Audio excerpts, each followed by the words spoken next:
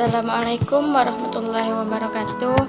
Perkenalkan, nama saya Wilda Oktaviani dengan NIM 20122038 kelas PAI 3K dengan MK Administrasi Supervisi Pendidikan dengan dosen pengampu Ibu Yuliana Afifa MPD. Baiklah, saya akan mereview salah satu buku supervisi pendidikan. Adapun identitas buku yang akan saya review dengan judul Supervisi Pendidikan.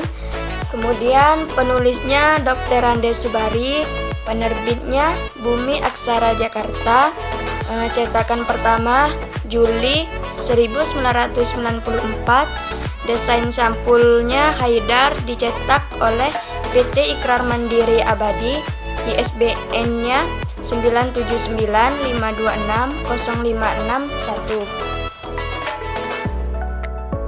Di sini saya akan fokus mereview buku dari bab 7, yaitu dengan judul Bantuan Supervisor terhadap Guru dalam menggunakan alat peraga.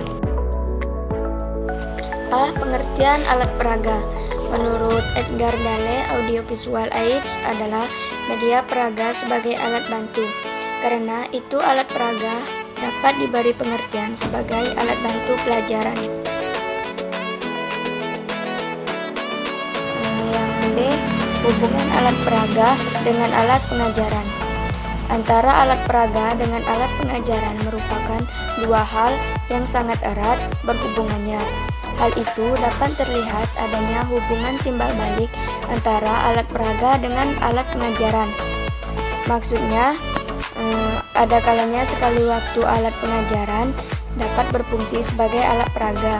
Misalnya alat pengajaran yang berupa jangka itu dapat dijadikan sebagai alat peraga jika para siswa belum mengetahui perihal jangka.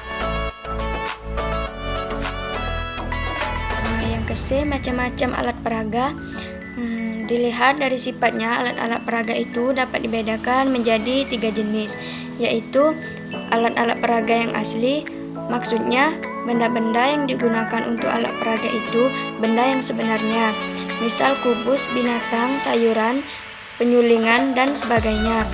Yang kedua, alat-alat peraga dari benda-benda pengganti, yaitu yang berupa benda-benda tiruan dari benda aslinya. Satu hal yang harus diperhatikan dalam alat peraga tiruan ini ialah hasil tiruan harus mempunyai kesamaan bentuk dengan aslinya. Yang dapat dicontohkan sebagai alat peraga tiruan ini ialah monster, gambar-gambar, peta, dan sebagainya.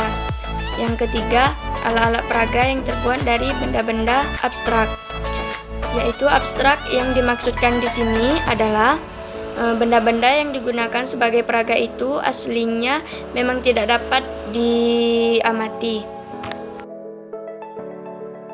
Selain itu, dilihat dari cara menggunakannya, alat peraga dapat dibedakan menjadi 2 jenis, yaitu yang pertama alat peraga langsung.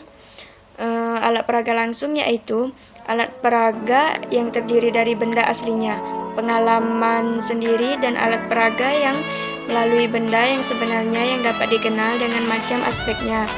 Yang kedua, alat peraga tak langsung, yaitu alat-alat peraga tidak langsung. Alat-alat peraga yang pemakaiannya tidak menggunakan benda-benda aslinya, tetapi dengan menggunakan cara-cara lain. Kemudian, alat peraga tidak langsung ini digolongkan sebagai berikut, yaitu yang pertama alat peraga visual, yang kedua alat peraga auditif, yang ketiga alat peraga audiovisual, yang keempat alat peraga 2 dimensi, yang kelima alat peraga 3 dimensi.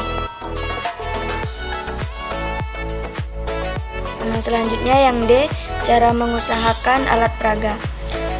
Sungguhkah para guru penggunaan alat peraga merupakan salah satu syarat utama bagi pengajaran yang baik?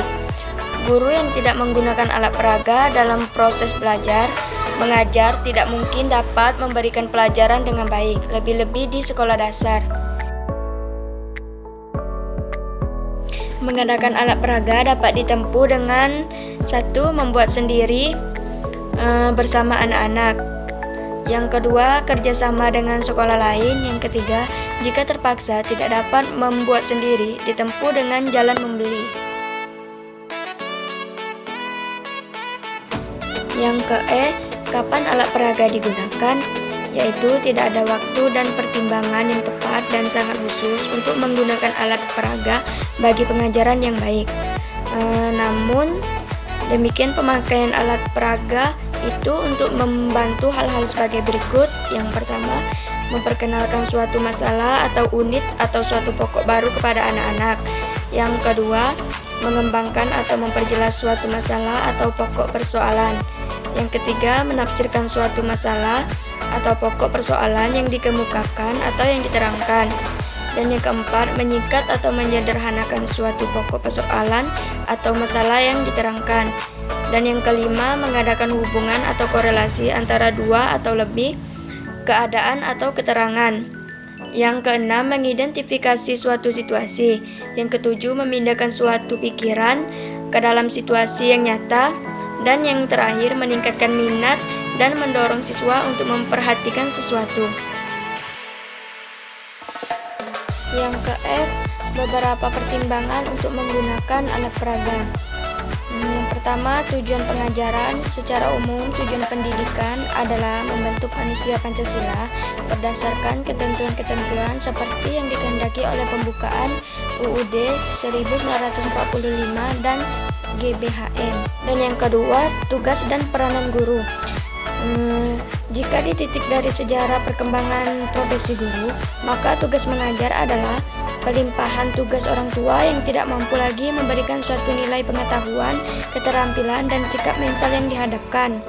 Dan yang ketiga, tuntutan kurikulum.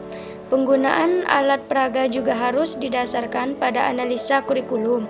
Analisa kurikulum itu sendiri dapat dilakukan dengan dua pendekatan, yaitu berdasarkan kegiatan apa yang perlu dilakukan oleh murid, dan kedua, atas dasar sifat subjek yang perlu dipelajari. Dan yang keempat, prinsip umum penggunaan alat peraga. Dan yang terakhir, kelima, prinsip pemilihan alat peraga. Langkah kritis pertama yang perlu dilakukan guru dalam penggunaan alat peraga secara efektif adalah mencari, menemukan, dan memilih alat peraga yang memenuhi kebutuhan belajar anak, menarik minat anak sesuai dengan perkembangan, kematangan, pengalaman anak, dan dengan sendirinya sesuai dengan subjek yang dipelajari. Baiklah, itulah tadi yang dapat saya paparkan. Saya akhiri. Wassalamualaikum warahmatullahi wabarakatuh. Sekian, terima kasih.